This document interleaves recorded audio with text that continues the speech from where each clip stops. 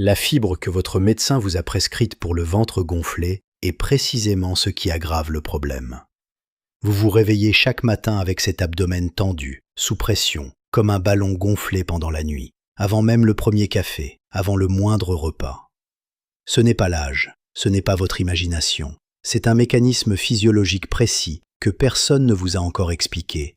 Et dans cette vidéo, vous allez découvrir les 3 habitudes qui changent tout dès le premier jour. Je suis le docteur André Beaumont, coloproctologue, chirurgien spécialiste des maladies de l'intestin, du rectum et de l'anus, et créateur de l'une des chaînes médicales les plus importantes du monde francophone.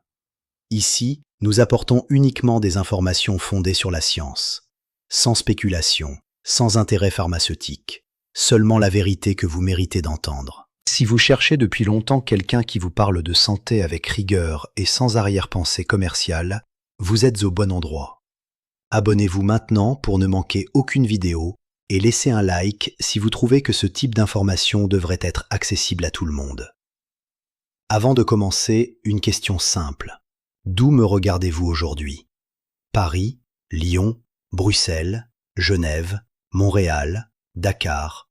Laissez votre ville dans les commentaires. J'adore savoir où vous êtes. Restez avec moi jusqu'à la fin, parce que je vais vous révéler un protocole précis en 3 habitudes, avec les horaires exacts, les quantités mesurables et l'ordre dans lequel les appliquer. Celui que je réserve habituellement à mes patients en consultation et que vous allez recevoir aujourd'hui, gratuitement, ici. Il existe un symptôme que des milliers de personnes de plus de 50 ans vivent chaque matin.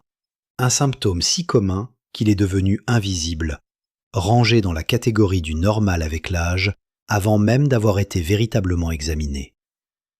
Selon des études menées dans des centres de gastro-entérologie en France, en Belgique et au Canada, plus de 60% des adultes de plus de 55 ans rapportent des ballonnements abdominaux récurrents qui affectent leur qualité de vie quotidienne.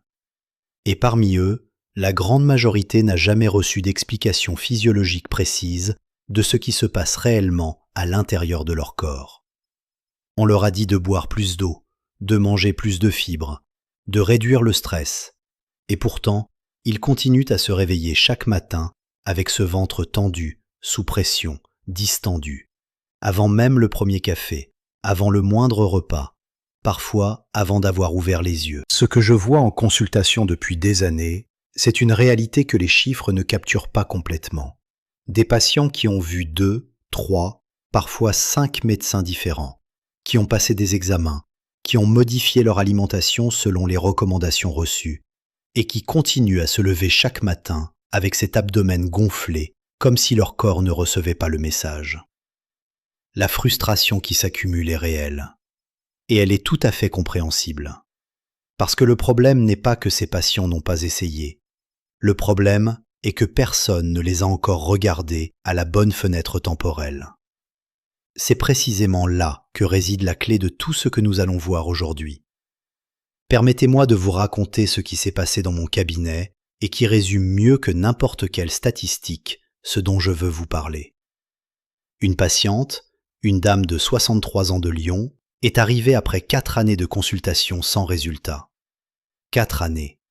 Elle était organisée, méthodique. Elle prenait des notes. Elle venait avec ses résultats d'analyse et ses journaux alimentaires soigneusement tenus. Elle avait éliminé le gluten sur conseil médical. Elle avait supprimé les produits laitiers. Elle avait intégré de l'avoine chaque matin parce qu'un spécialiste lui avait dit que c'était excellent pour le transit intestinal.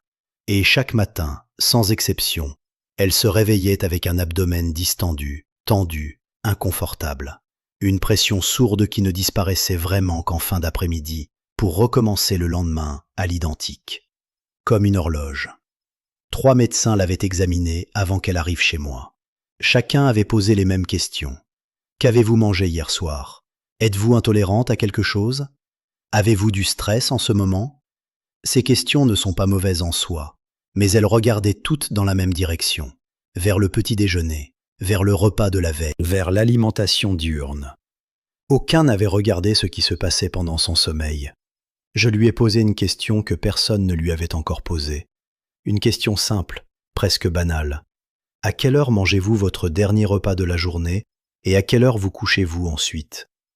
Elle m'a regardé un moment, un peu surprise, comme si la question lui semblait trop simple pour être pertinente. Je dîne vers 20h30, parfois à 21h, et je me couche vers 22h, 22h30. Moins de 2 heures entre le dernier repas et le moment de s'endormir. Chaque nuit. Depuis des années. C'est là que tout s'est expliqué. L'intestin possède un mécanisme de nettoyage nocturne, le complexe moteur migrant, c'est-à-dire la vague rythmique interne qui balaie les résidus bactériens et les débris non digérés en direction du côlon, qui ne s'active que lorsque l'estomac et l'intestin grêle sont vides.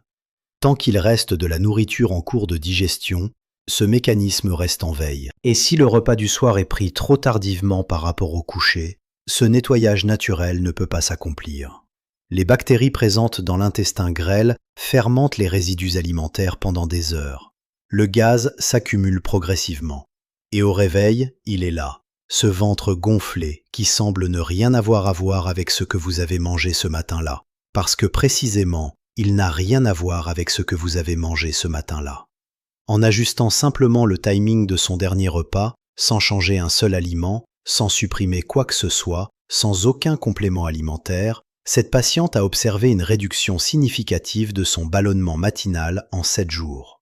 En 21 jours, elle se réveillait avec un abdomen plat 5 matins sur 7. 4 ans de frustration. Une question que personne n'avait posée. Un ajustement de timing. Ce que je veux que vous reteniez de cette histoire, c'est que la solution n'était pas dans un médicament nouveau. Elle était dans une compréhension que personne n'avait encore pris le temps de lui expliquer. Vous reconnaissez peut-être immédiatement cette expérience, même si vous êtes incapable de la nommer. Se réveiller avec un abdomen distendu, tendu, sous pression. Avant la première gorgée de café, avant tout repas, avant même de vous lever. Ce ventre qui semble déjà gonflé à 7 heures du matin, comme si quelque chose s'était mis en route pendant la nuit, à votre insu. Certains décrivent cela comme un ballon qui se gonfle progressivement pendant les heures de sommeil. D'autres remarquent que leur ceinture est déjà trop serrée avant d'avoir avalé quoi que ce soit. D'autres encore sentent cette pression sourde, cette lourdeur abdominale qui s'installe dès le réveil et colore toute la première partie de la journée. Ce symptôme est systématiquement minimisé. On dit que c'est l'âge, on dit que c'est le stress, on dit que c'est comme ça et qu'il faut apprendre à vivre avec. Mais il a une origine physiologique précise et documentée. Pendant les heures de jeûne nocturne, l'intestin devrait activer ce mécanisme de nettoyage. Une vague rythmique et coordonnée qui libère l'intestin grêle, régule la population bactérienne et prépare le système digestif pour la journée à venir. Lorsque ce mécanisme est défaillant ou insuffisamment activé, les bactéries disposent de plusieurs heures pour fermenter dans l'intestin grêle et le gaz produit s'accumule progressivement, créant cette distension qui vous accueille au réveil. Ce n'est pas de l'anxiété, ce n'est pas de l'imagination. C'est un processus physiologique mesurable avec une cause identifiable. Et cette cause, une fois comprise, peut être modifiée. Mais il y a quelque chose de plus important encore à comprendre, quelque chose que la plupart des patients n'entendent jamais en consultation. Parce que ce type de consultation demande du temps, et que le temps est précisément ce qui manque le plus dans le système médical actuel. L'erreur clinique la plus fréquente, et je le dis avec le plus grand respect pour mes collègues, parce que c'est une erreur de système, pas une erreur individuelle, est de concentrer toute l'investigation sur les repas de la journée. Qu'avez-vous mangé hier soir? Êtes-vous intolérant au lactose? Avez-vous essayé d'éliminer le gluten? Ces questions ne sont pas incorrectes, mais elles regardent dans la mauvaise direction temporelle. Le ballonnement matinal qui apparaît avant le premier repas n'est pas produit par le petit déjeuner. Il a été produit entre 22 heures et 6 heures du matin, pendant la fenêtre de jeûne nocturne, précisément quand le complexe moteur migrant devrait accomplir son travail de nettoyage et ne le fait pas. Je veux faire une pause ici. Si ce que vous apprenez aujourd'hui vous est utile, si vous sentez que quelqu'un vous explique enfin ce que vous viviez sans pouvoir le nommer, laissez un like maintenant. Cette chaîne est la mienne, mais elle est aussi la vôtre. C'est de l'information gratuite, fondée sur la science, et chaque like aide cette chaîne à atteindre davantage de personnes qui ont besoin de l'entendre. 3 facteurs désactivent systématiquement ce mécanisme chez les personnes de plus de 50 ans, et ils sont rarement identifiés ensemble dans une même consultation. Le premier, dîner moins de 3 heures avant de se coucher. Le complexe moteur migrant ne s'active pas tant qu'il reste de la nourriture en cours de digestion. Une fenêtre de jeûne suffisante est une condition physiologique non négociable pour que ce nettoyage nocturne puisse s'accomplir. Le deuxième facteur est l'utilisation chronique d'inhibiteurs de la pompe à protons ou d'antiacides. Ces médicaments modifient l'acidité gastrique et une acidité insuffisante permet aux bactéries de coloniser l'intestin grêle en quantité anormale. Une condition que les gastro-entérologues appellent SIBO ou prolifération bactérienne de l'intestin grêle, c'est-à-dire une présence excessive de bactéries là où elles ne devraient pas être, beaucoup plus fréquente après 50 ans que la majorité des cliniciens ne le reconnaissent encore. Le troisième facteur, un stress chronique soutenu. L'élévation prolongée du cortisol inhibe directement la motilité intestinale nocturne. L'intestin, dans un état de vigilance permanente lié au stress, ne peut pas accomplir son nettoyage nocturne même lorsque les deux autres facteurs sont correctement gérés. Ces trois facteurs peuvent coexister chez la même personne, et c'est souvent le cas. Ce que la médecine conventionnelle tend à traiter, c'est le symptôme. Le gaz, le ballonnement, l'inconfort. Avec des siméticones, des probiotiques génériques, des laxatifs doux. Ce que ce mécanisme demande, c'est une intervention sur la cause, pas sur le symptôme. Et c'est une nuance que peu de consultations de 12 minutes ont le temps d'explorer. Maintenant vient quelque chose que je veux que vous écoutiez avec attention, parce que cela contredit directement ce que vous avez probablement entendu depuis des années. Pendant des décennies, la recommandation médicale universelle pour les ballonnements abdominaux a été « mangez plus de fibres, buvez plus d'eau, faites de l'exercice ». Ce conseil n'est pas faux dans de nombreux contextes, mais il est directement contre-productif pour les ballonnements matinaux causés par une fermentation bactérienne nocturne dans l'intestin grêle. Voici le mécanisme que personne n'explique clairement. La fibre alimentaire est un substrat prébiotique, c'est-à-dire qu'elle nourrit les bactéries intestinales. Si ces bactéries se trouvent au bon endroit, dans le côlon, la fibre est effectivement bénéfique.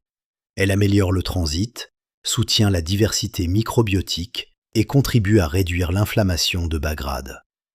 Mais si ces bactéries se trouvent au mauvais endroit, dans l'intestin grêle, dans un contexte de SIBO, manger davantage d'aliments riches en fibres hautement fermentescibles, comme l'avoine, les légumineuses, le brocoli, le chou-fleur, ou les compléments à base d'inuline et les probiotiques commerciaux à souches multiples, peut intensifier considérablement la fermentation, augmenter la production de gaz et aggraver précisément ce ballonnement matinal que vous essayez de faire disparaître. Le patient fait tout correctement selon les recommandations reçues, et le symptôme s'aggrave. La conclusion qu'il en tire, presque inévitablement, c'est simplement l'âge. Ce n'est pas l'âge, c'est la méthode appliquée sans connaissance du contexte spécifique. Le docteur Emeran Meyer de l'UCLA, après des décennies de recherche sur l'axe intestin-cerveau et sur la communication entre le microbiome et le système nerveux central, est clair sur ce point. Le microbiome ne répond pas aux prescriptions génériques. Il répond à des protocoles précis, adaptés au type spécifique de dysbiose que vit chaque individu. Ce n'est pas de la spéculation, c'est de la physiologie appliquée. Et c'est exactement ce qui manque dans la grande majorité des conseils nutritionnels que les personnes de plus de 50 ans reçoivent aujourd'hui. Ce que j'observe depuis des années en consultation est ce que la majorité des patients de plus de 50 ans ne s'entendent jamais expliquer clairement, c'est que l'intestin vieillit de manière spécifique, avec des mécanismes précis qui ne se résument pas à l'idée vague que le corps ralentit avec l'âge. Le complexe moteur migrant est directement affecté par des modifications physiologiques documentées qui accompagnent le vieillissement. Après 50 ans, la sécrétion de motiline, l'hormone intestinale qui déclenche et régule ces cycles de nettoyage, diminue de manière mesurable. Les cellules de Caral, qui sont les cellules pacemaker de l'intestin, perdent progressivement de leur densité. Et la coordination entre le système nerveux entérique et le système nerveux central devient moins précise, moins rythmée, moins fiable. Tout cela se traduit par une fenêtre de nettoyage nocturne plus courte, moins efficace, est beaucoup plus sensible aux perturbations extérieures. Ce n'est pas de la fatalité, c'est de la physiologie. Et la physiologie, quand on la comprend vraiment, peut être accompagnée de manière intelligente et concrète. Je veux faire une pause et vous faire une demande sincère. Si ce que vous apprenez aujourd'hui vous donne enfin des clés que vous cherchiez depuis des mois ou des années, laissez un like maintenant. Cette chaîne est la mienne, mais elle est aussi la vôtre. C'est de l'information gratuite, fondée sur la science, sans aucun intérêt pharmaceutique derrière elle. Et chaque like aide cette vidéo à atteindre davantage de personnes qui en ont besoin, sans même le savoir encore.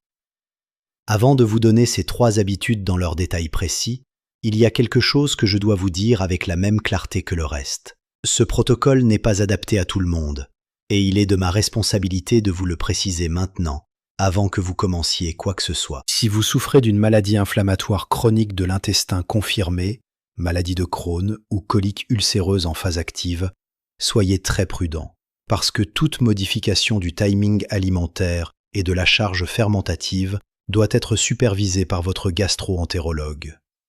Si vous avez subi une chirurgie abdominale au cours des 6 derniers mois, résection intestinale, stomie, intervention sur le côlon ou l'intestin grêle, parlez d'abord à votre chirurgien.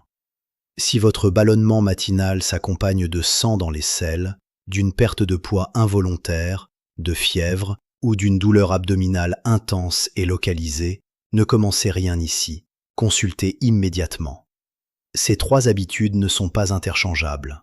Elles ont une séquence logique qui correspond exactement à la physiologie intestinale, et c'est précisément cette séquence qui produit des résultats. La première habitude s'applique dès le premier soir. Déplacez le dernier repas de la journée à au moins 3 heures avant l'heure de votre coucher habituel. Pas 2 heures, 3 heures minimum. Ce n'est pas une restriction alimentaire, c'est une décision de timing. L'objectif est simple, que l'estomac soit vide au moment de l'endormissement afin que le complexe moteur migrant puisse s'activer pendant les premières heures de repos. Si vous avez l'habitude de dîner à 20h30 et de vous coucher à 22h, le changement est concret. Avancez le dîner à 19h ou repoussez l'heure du coucher. La deuxième habitude commence dès le lendemain matin. Au réveil, avant tout aliment, avant le café, avant quoi que ce soit d'autre, buvez 250 ml d'eau chaude avec une demi-cuillère à café de gingembre fraîchement râpé, pas en poudre, frais, râpé, dissous dans l'eau. Le gingembre possède une action procinétique documentée par des essais cliniques contrôlés.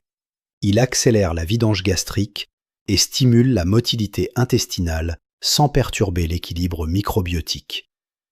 Maintenez cette habitude pendant 21 jours consécutifs, sans interruption. La 3e habitude commence à partir du 7e jour, une fois que le timing nocturne est stabilisé.